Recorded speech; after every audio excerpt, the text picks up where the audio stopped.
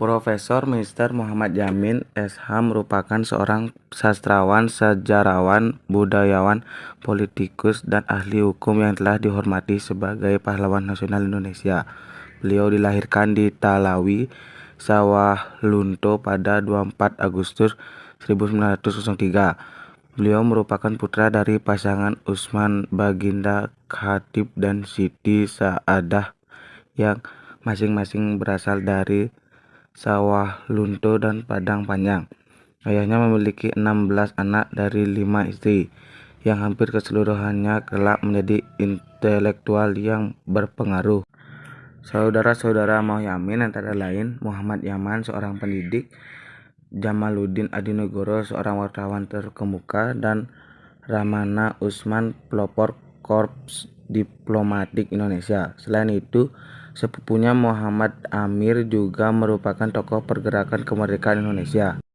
Muhammad Yamin mendapatkan pendidikan dasarnya di HIS Palembang, kemudian melanjutkan ke AMS Yogyakarta. Di AMS Yogyakarta, ia mulai mempelajari sejarah purbakala dan sebagai bahasa seperti Yunani, Latin, dan Kei.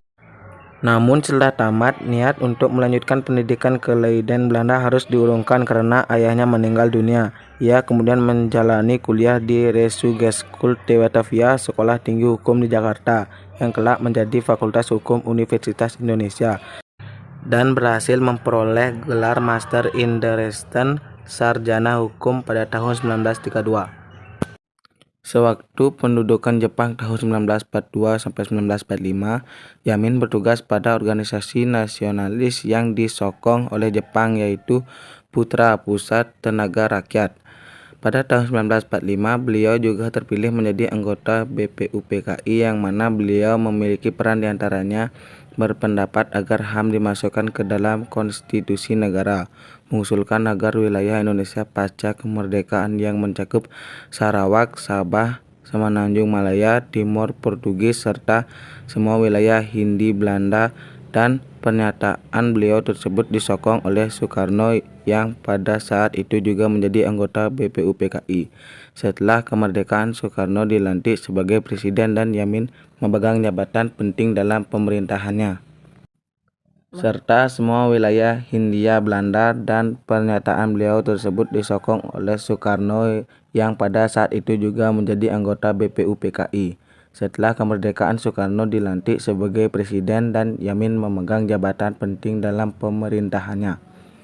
Muhammad Yamin merupakan salah satu dari perumus dasar negara yang mengemukakan gagasan pada 29 Mei 1945. Gagasannya tersebut sempat dilakukan anggota BPUPKI lainnya, namun faktanya Muhammad Yamin tampaknya satu-satunya orang yang memiliki catatan lengkap tentang sidang BPUPKI yang beliau gunakan untuk buku terbitan tahun 1959, naskah persiapan Undang-Undang Dasar 1945. Muhammad Yamin juga merupakan salah satu anggota Panitia 9, di mana panitia ini bertugas dalam perancang UUD yang memuat intisari pidato Soekarno 1 Juni serta Piagam Jakarta. Selanjutnya, dalam sidang kedua BPUPKI mulai 10 Juli terbentuk komite dengan 19 anggota dengan Supomo yang memainkan peran utama, sedangkan Muhammad Yamin kecewa karena tidak ditunjuk dalam komite ini dan menolak pengangkatan dalam komite lain.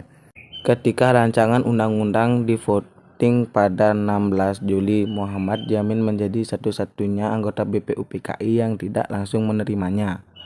Pada tanggal 17 Agustus 1945, Soekarno memproklamasikan kemerdekaan Indonesia, dan keesokan harinya panitia persiapan kemerdekaan Indonesia (PPKI) bertemu dan menugaskan Komisi 7 Soekarno, Muhammad Hatta, Supomo, Soebardjo, Otto Iskandar Dinata, Yamin, dan Wongsonegoro untuk menghasilkan versi final UUD.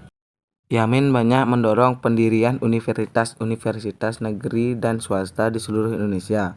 Di antara perguruan tinggi yang ia dirikan adalah Universitas Andalas di Padang, Sumatera Barat, dan Universitas Pendidikan Indonesia di Bandung, Jawa Barat, yang awal didirikan bernama Perguruan Tinggi Pendidikan Guru PTPG. Akhir hidup. Muhammad Yamin meninggal di Jakarta pada 17 Oktober 1962. Sebagai pencetus ide-ide penting, Muhammad Yamin mendominasi sejarah politik dan budaya Indonesia modern. Ide-idenya berkontribusi pada kebangkitan politik dan gelora kebanggaan nasional di Indonesia. Pada tahun 1973, ia ditetapkan sebagai pahlawan nasional Indonesia.